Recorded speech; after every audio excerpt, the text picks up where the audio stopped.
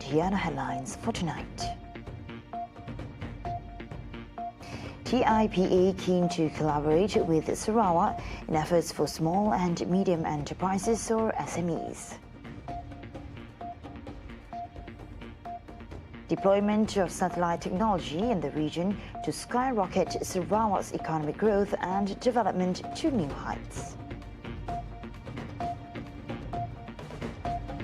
And Prime Minister Dato Sri Anwar Ibrahim will meet Russian President Vladimir Putin in Vladivostok soon.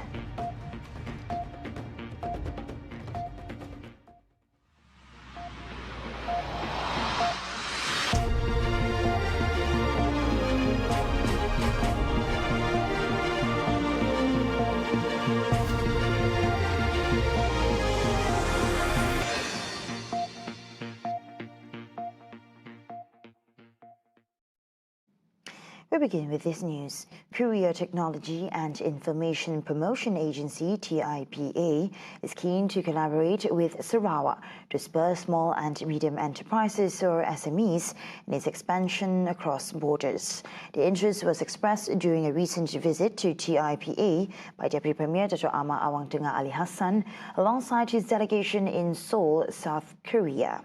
The objective of the visit was to explore potential collaborations that could significantly benefit the development of SMEs in Sarawak. TIPA has expressed its interest to establish potential areas of collaboration with Sarawak through exchange of transfer of technology, joint research and development with institutions and business-to-business or B2B matching between Sarawak and South Korea to help SMEs in expanding its market reach. For the record, TIPA is a dedicated government agency that provides support and advance the competitiveness of SMEs in South Korea.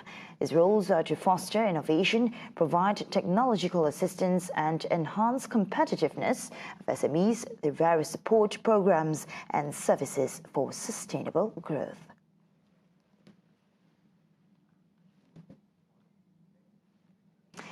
Meanwhile, the recently established Space Industry and Satellite Committee, SISCOM, will lay out a comprehensive policy framework to create a robust ecosystem that supports the growth and application of satellite technology across various sectors in Sarawak. Utility and Telecommunication Minister of Sarawak, Dato Sri Julaihi Narawi, noted that the deployment of satellite technology has the potential to skyrocket Sarawak's economic growth and development to new heights. In alignment with the vision of YAB Premier Sarawak towards space industry and satellite technology for Sarawak, a new task force committee known as Space Industry and Satellite Committee, SISCOM, has recently been set up. In fact, we met once already. So the secretariat is with our Sarawak Multimedia Authority, and we have started to explore into what are the matters that we will be looking at. The committee will be responsible for developing a comprehensive policy framework, establishing governance structures, among others. Our aim is to create a robust ecosystem that support the growth and application of satellite technology across various sectors, with the aspiration of owning and managing our own satellite technology asset. He said this during a press conference after the satellite technology briefing session by Malaysia East Asia Satellite Miasat on Friday. The effort also aligns with the vision to turn Sarawak into an aerospace hub. The right infrastructure and technology, Sarawak will be able to achieve the right status as a developed state by the year 2030. And of course, this is as per our PCDS 2030, as well as our Sarawak Digital Economy Blueprint 20. Accordingly, Julaihi said by utilising satellite connectivity, the Sarawak government can ensure that remote rural communities have access to essential communication services, educational resources and healthcare information. In similar development, the Sarawak government is exploring the use of Starlink satellite technology as an interim solution to achieve full internet coverage throughout the region.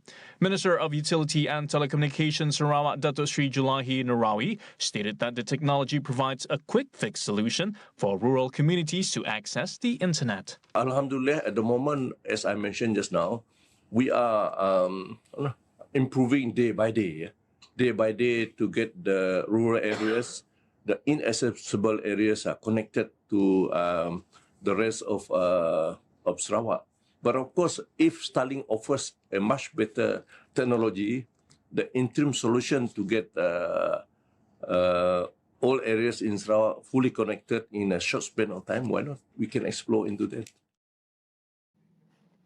Prime Minister Datuk Sri Anwar Ibrahim will meet Russian President Vladimir Putin in Vladivostok in a few weeks. According to Anwar, the meeting will be aimed at discussing economic cooperation and fostering Malaysia-Russia bilateral relations. Beberapa minggu lagi saya akan ke Vladivostok. Tahu di mana? Ya, di pinggir Rusia.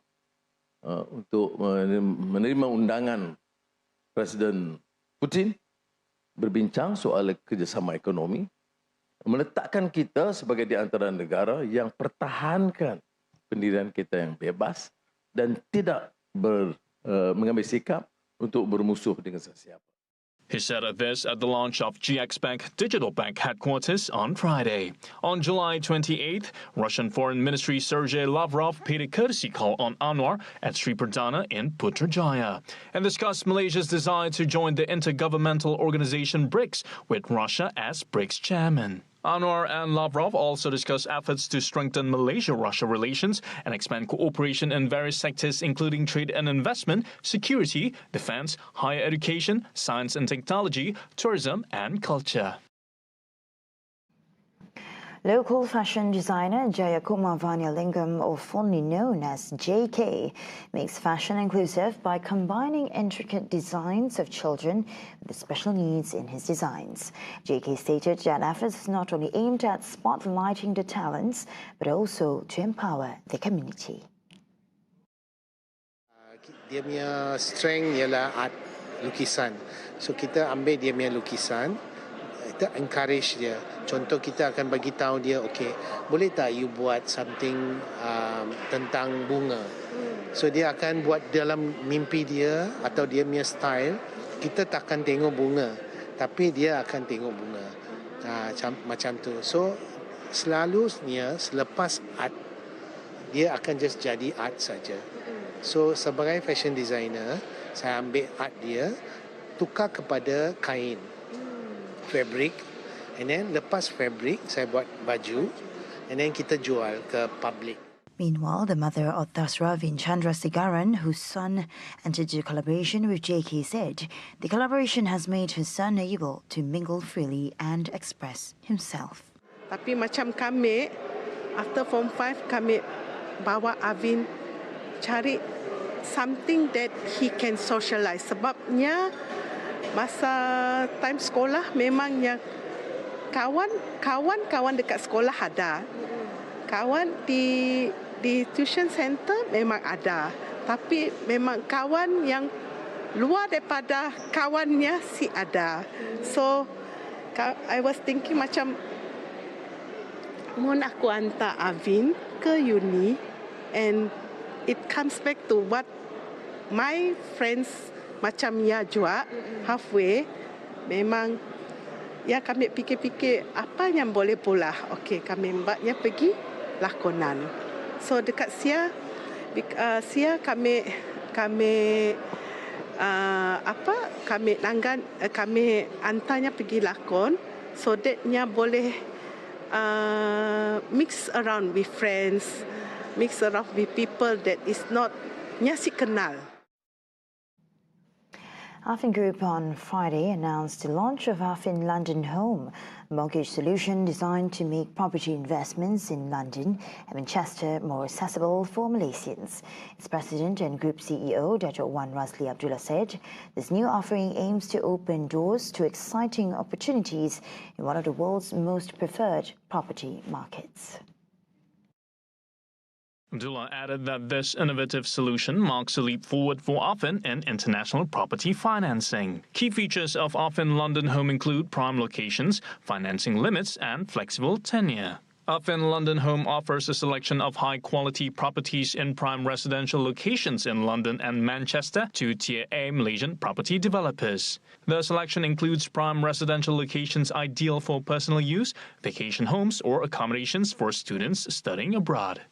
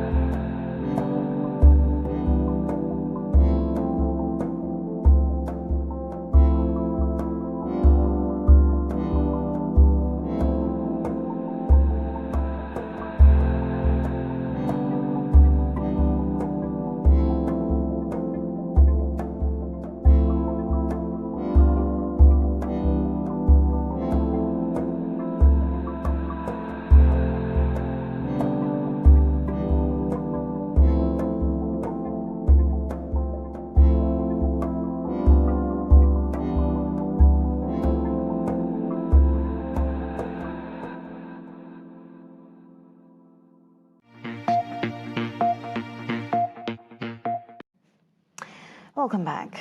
After failing to crack through the Great Wall of China to realize their dream of challenging for the gold medal at the Paris 2024 Olympic Games, the Malaysian men's doubles pair Aaron Chia Soh Woo Yik are determined to fight for another precious bronze medal. The bronze medalists at the Tokyo 2020 Olympics lost 1921, 21-15, 17-21 to the world's top pair Liang Weikeng, Wang Chang from China in a fiercely contested semi-final. Aaron Woo Yik, the 2022 world champions, fought the first set closely from point to point, but the reigning Asian champions eventually took the first set at the Porte de la Chapelle Arena. The Malaysians then bounced back to overcome Wei Keng Chang in the second set with their blistering shots. However, the mighty Chinese pair managed to hold Aaron Woo Yik after another neck-and-neck challenge in the decider to advance to the finals after a marathon clash that lasted over an hour. Aaron Woo Yik will next face a challenge from the world number 2 pair from Denmark, Kim Astrup and Skarup Rasmussen, in the bronze medal playoff on Sunday. In Tokyo 2020 semi-finals, Aaron Woo Yik went down to Li Junhui Liu Yuchen of China before upsetting former world champions Muhammad Ahsan Hendra Setiawan of Indonesia to settle for the bronze. Aaron Woo Yik finished as runners-up in Group A, losing to Wei Keng Chang 22-24, 13-21, but secured victories over Great Britain's Ben Lane and Sean Vendy 19-21, 21-16, 21-11 on Saturday, and Canada's Adam Dong and Neil Yakura 21-10, 21-15 on Sunday to advance to the quarter-finals. Meanwhile, national women's doubles Purli Tan and Tina, who created history in entering the semi-finals of the 2024 Paris Olympics, have to concede to the prowess of world number 1 pair Chen Qingchen Jia Yifan this evening. In the semi-final at Porte de la Chapelle Arena, the hopes of Malaysians to see Purli Tina advance to the final were crushed when they lost 12-21, 21-18, 15-21 after a 78-minute intense battle. However, they still have the chance to create another record by winning the first medal for Malaysia, the bronze medal decided tomorrow. Jing Chen Yifan, the Tokyo Olympic silver medalist, dominated from the start to win the first set over the 2022 Commonwealth Games champions. Politina, who are ranked 12th in the world, then stepped up their tempo to come from behind to tie the score at 15-15 before recording a 21-18 victory to take the match to the rubber set. However, Politina, who continued to give a fierce challenge to Jing Chen Yifan, had to accept the set result in a dramatic action.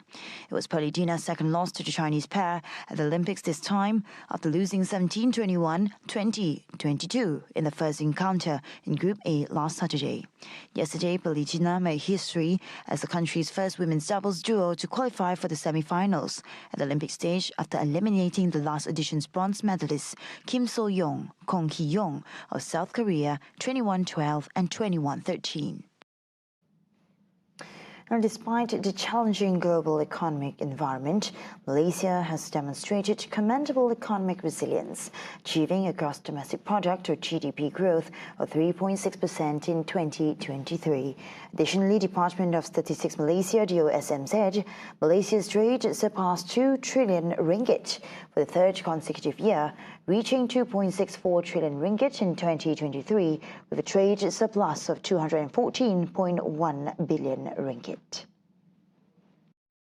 In a statement today, DOSM reported that all states recorded encouraging positive growth, with 4 states, namely Selangor, Pahang, Johor and Kuala Lumpur, outperformed the national growth rate. 5 states, namely Selangor, Kuala Lumpur, Johor, Sarawak and Penang, remain the primary contributors to Malaysia's economy, accounting for 67.7% of the total figure. Similarly, 5 states that recorded a GDP per capita above the national level of 54,612 ringgit in 2023 were Kuala Lumpur, Labuan, Penang, Sarawak and Selangor.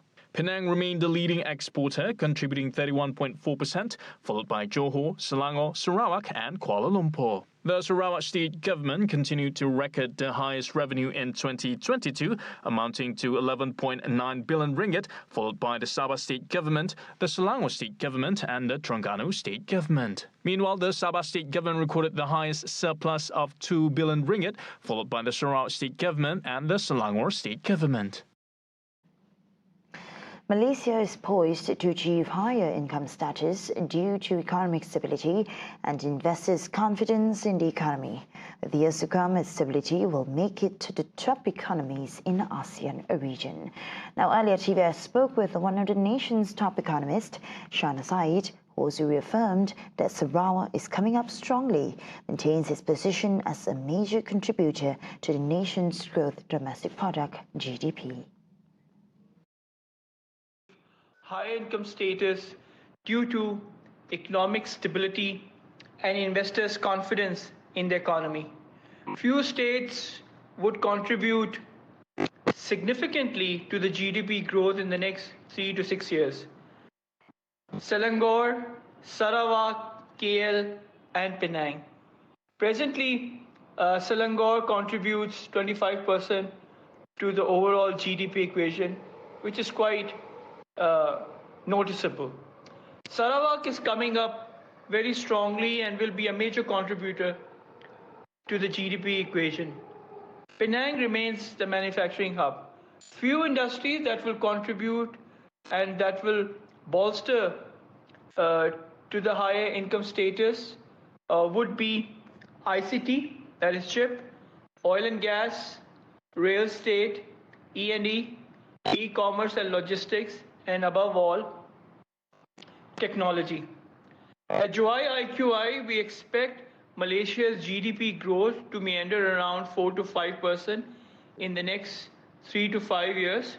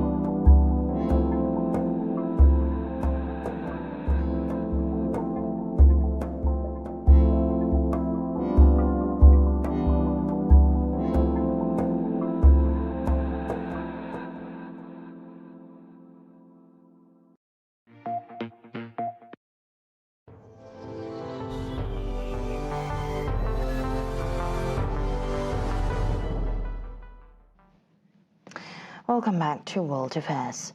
Turkey has blocked access to Instagram on Friday, which left the platform's mobile app inaccessible. No word for the reason or the duration of the ban, but it came after the country's communications director Fahrettin Altun, who criticized the social media platform for what she called its decision to block condolence posts on the killing of Palestinian Hamas group leader Ismail Haniyeh on Wednesday. Turkey's Information Technologies and Communication Authority also published a decision on its website. There's no immediate comment from Instagram parent Meta Platforms Inc. on neither the ban or Altun's comments. On Wednesday, Meta also took down a post from the social media platform of Prime Minister Dato Sri Anwar Ibrahim that featured a meeting between him and Haniyeh. Anwar condemned Meta's actions as disrespectful and insulting to the struggle of the Palestinian people.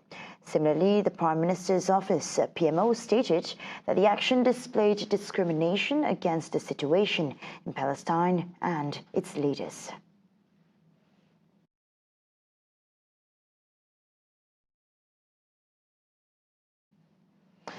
Hundreds of people gathered at a mosque in Qatar on Friday to farewell slain Hamas leader Ismail Haniyeh after his killing in Tehran, an attack blamed on Israel that deepened fears of a regional war.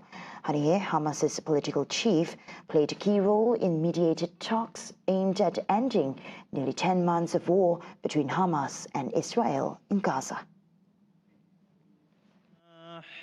His killing triggered calls for revenge and raised questions about the continued viability of such negotiations. Mourners lined up for funeral prayers inside Imam Muhammad bin Abdul Wahab Mosque, the largest in Gulf Emirate, while others prayed on mats outside in temperatures that reached 44 degrees Celsius. Draped in a Palestinian flag, his casket was carried briefly into the mosque before leaving again for burial in Lusail, north of the Qatari capital. The killing of Qatar-based Haniyeh is among several incidents since April that have sent regional tensions soaring during the Gaza war, which has drawn in Iran-backed groups in Syria, Lebanon, Iraq and Yemen. Turkey's and Pakistan's announced a day of mourning on Friday to honor Haniyeh, while Hamas called for a day of furious rage. Many Doha mourners were dressed in crisp, white traditional robes, but most wore scarves that combined with the Palestinian flag with a checkered keffiyeh pattern, the message in English, Free Palestine. Doha Traffic Police and Qatar's internal security forces monitored all approaches, and police lined highway embankments adjoining the mosque grounds. Iran's first Vice President Mohammad Reza Aref and Turkish Foreign Minister Hakan Fidan were among the officials due at the funeral.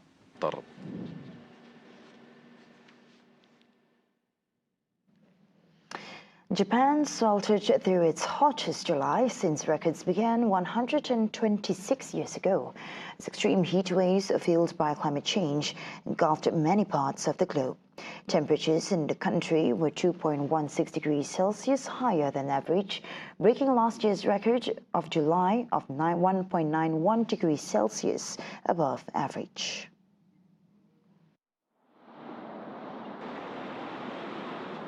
Contributing factors included a high-pressure system over the Pacific and warm air from the south that shrouded northern parts of the archipelago, according to the JMA.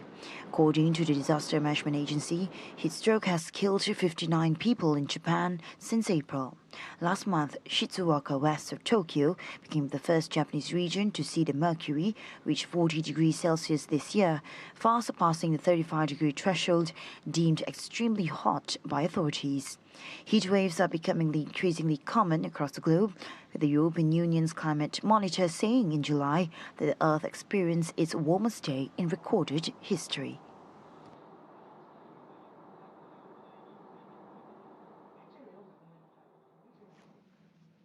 See the world closer with TVS as we bring the latest news updates both locally and internationally. For more headlines anytime, anywhere, just head on to our official website at tvsarawak.my or follow us on our social media platforms at TV Sarawak. Those were the updates on TVS Nightline. I'm Shol Shameto. Thank you for watching and have a good weekend.